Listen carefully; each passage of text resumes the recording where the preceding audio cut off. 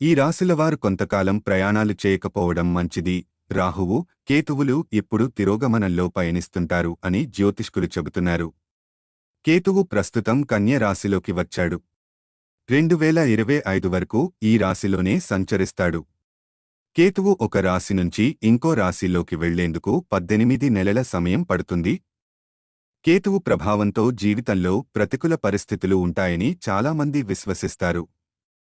కేతువు సంచారం నేపథ్యంలో కొన్ని రాశుల వారిపై 2024లో ప్రతికూల పరిస్థితులు కనిపించే అవకాశాలు ఉన్నాయి. సింహరాశి కేతువు తిరోగమనం కారణంగా సింహరాశి వారికి కొన్ని కష్టాలు తప్పవు. ఇతరులతో మాట్లాడేటప్పుడు చాలా జాగ్రత్తగా ఉండాలి. హామీలు ఇచ్చే ముందు బాగా ఆలోచించాలి. ప్రయాణాలు చేపట్టకపోవడం ఉత్తమం. మేషరాశి వారికి భార్యాభర్తల మధ్య గొడవలు ఉంటాయి.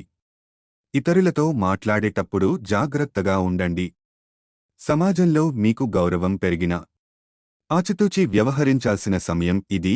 కుంభరాశి కేతువు సంచారంతో కుంభరాశి వారికి కాస్త సానుకూల పరిస్థితులు కనిపించే అవకాశం ఉంది.